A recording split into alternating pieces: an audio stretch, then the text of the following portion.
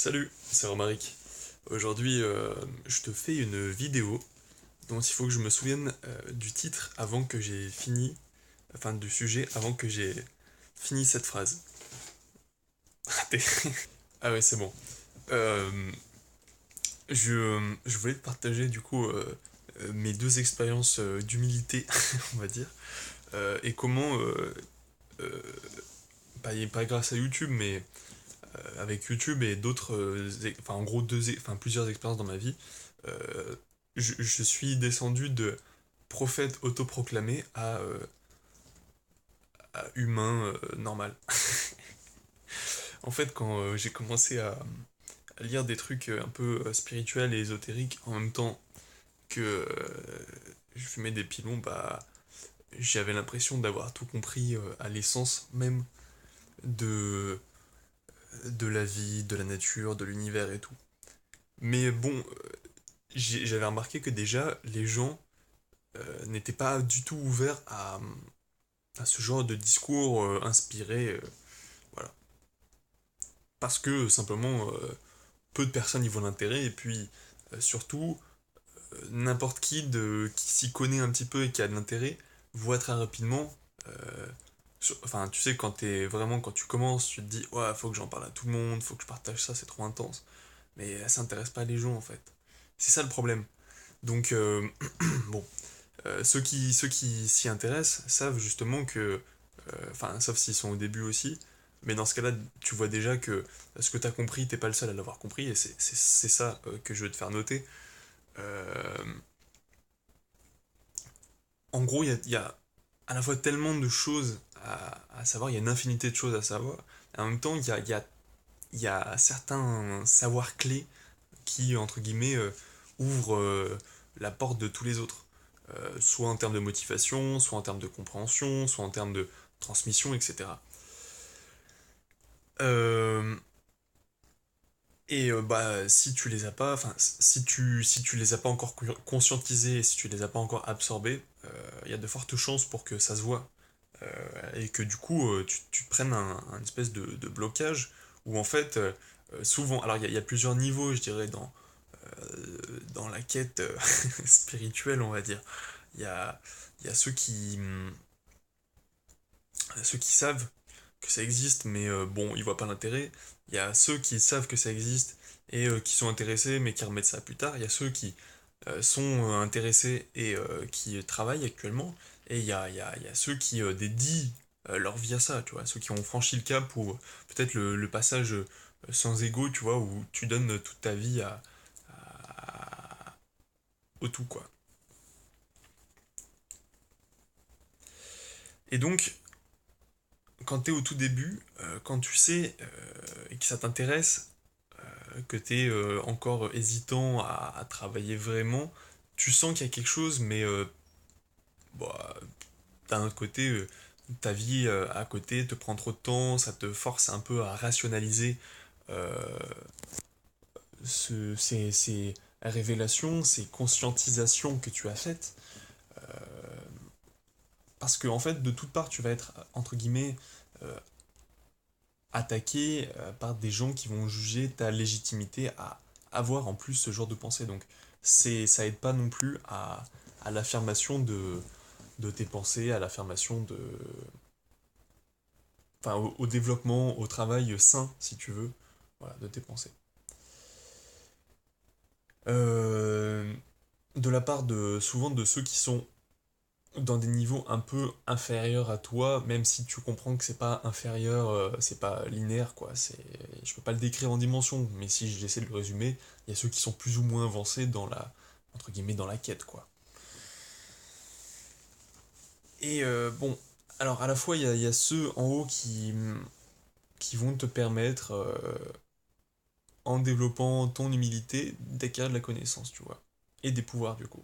Et c'est ça qui est assez incroyable en fait, c'est que je pense pas qu'il y ait de côté obscur, qu'il puisse y avoir de côté obscur comme dans Star Wars, ni de côté positif, hein, parce que l'opposition Jedi-Sith, elle vient du fait que, sans doute, les Jedi ils voulaient trop bien faire, tu vois.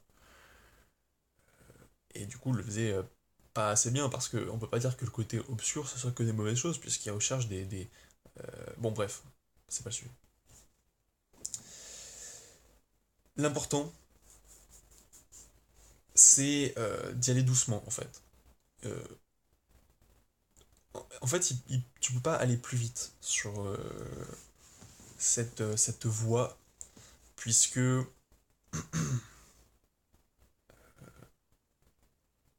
tout autour de toi, tout ce que tu vas vivre, va en gros te faire adapter ton comportement euh, vis-à-vis de cette activité spirituelle, etc.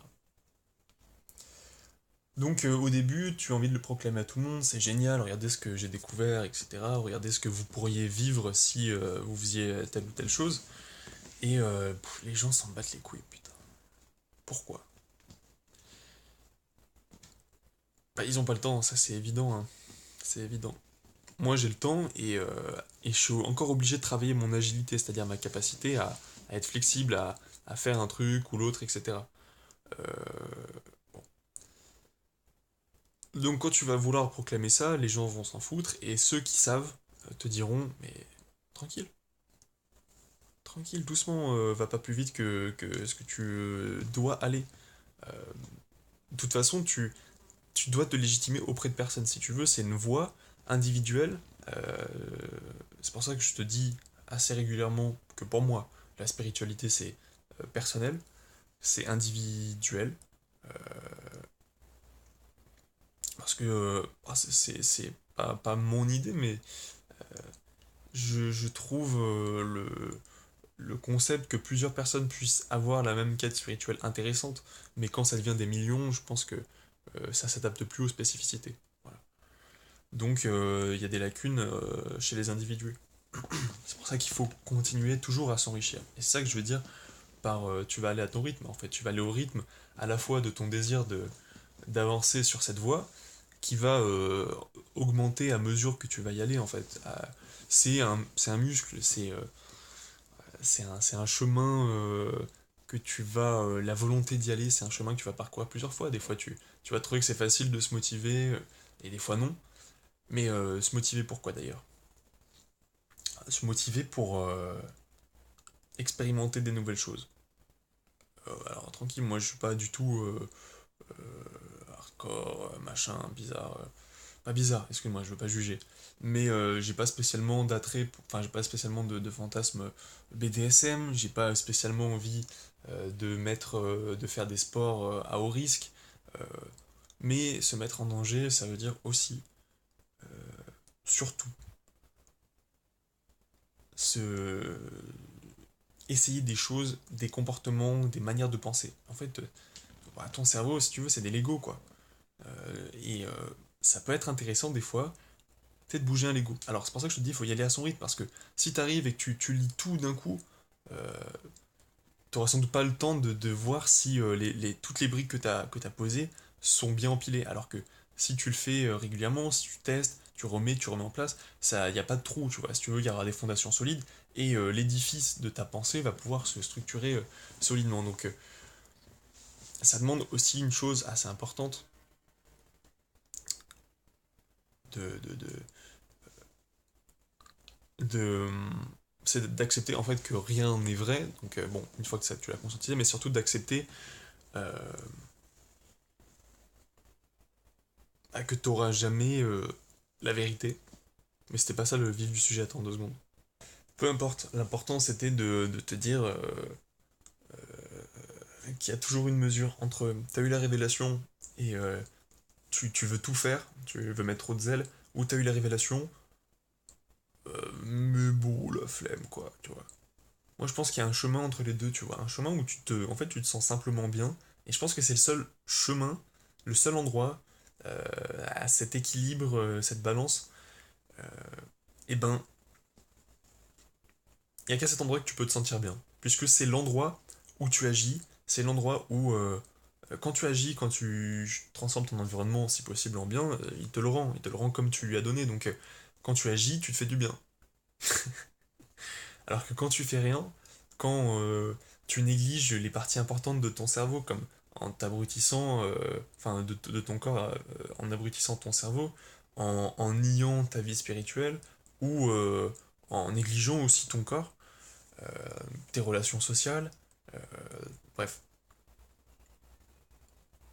il faudrait penser à tout. Et en fait, ce qui est assez dingue, c'est que si tu... Ah voilà, faut accepter de perdre. Faut accepter de lâcher des choses. Waouh. Bah dis donc, celui-là, il vient de loin. Hein. Faut accepter de perdre tes croyances. Ce qui t'a structuré pendant des années, des décennies, je sais pas. Il faut accepter de les laisser aller à un moment. Il faut se dire, c'est bon, c'est passé, je suis pas ce que j'ai fait, je suis pas défini par ce que j'ai fait, mais par ce que j'ai envie d'être. Donc, euh, c'est si t'as cru à un moment que t'étais un prophète, que t'as eu la révélation, il faut changer, hein. Faut se dire non en fait. Et moi là où je m'en suis entre guillemets rendu compte et franchement j'hallucine, c'est de voir en fait à quel point cette expérience elle est universelle, tu vois. C'est que elle est tellement au-delà des images que enfin, si tu veux, on va l'expliquer chacun avec des mots, chacun selon à la fois sa sensibilité à la chose et son art, c'est-à-dire la capacité à prendre l'intérieur et le sortir, l'exprimer. Mais on vit tous cette expérience, tu vois. Et c'est assez frustrant des fois de se rendre compte que euh, les gens autour de toi ont des blocages euh, et soit qu'ils en sont conscients, soit que tu leur fais prendre conscience et malgré tout ils n'arrivent pas à se dire mais je serais plus heureux si j'étais plus comme j'ai été avant. Mais attends, faut pas être ce que t'as été, sinon tu seras que tes erreurs, euh, les erreurs, c'est pour apprendre, c'est pour aller de plus en plus loin. C'est pas pour se rappeler que on est un échec. Bah non, parce qu'on n'est pas un échec. On se trompe, bah ok, ça arrive, mais euh, bon, si t'as cru que t'étais un prophète et que tu t'es trompé, ça veut pas dire que la vie spirituelle, elle n'existe pas. Voilà. Il faut simplement parfois prendre patience, s'ouvrir, comme je t'ai dit, sortir de sa zone de confort, mais pas forcément à tous les niveaux. Au niveau qui t'intéresse, au niveau que tu trouves juste. Est-ce que, est-ce que sortir de sa zone de confort au niveau financier en se disant allez, bah, je vais devenir milliardaire, bon, je sais pas comment, mais juste pour voir ce que ça fait, parce que finalement c'est l'objectif de certaines personnes.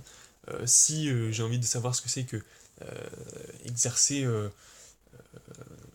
le. Bon, attends, je crois que les exemples c'est un peu ce qui plombe, enfin, en plus de l'absence de montage. Bon, voilà, sur YouTube, je suis assez impressionné de voir on essaie tous d'exprimer un truc, la même chose, le même désir, et c'est du coup d'autant plus frustrant de voir les gens qui ont la flemme, et c'est encore plus frustrant de voir les gens qui n'ont pas la flemme, mais qui, qui créent le trouble, le conflit, la division, tu vois.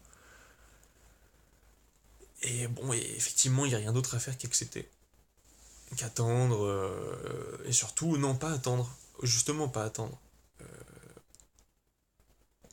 Trouver que c'est une motivation supplémentaire, voir des gens qui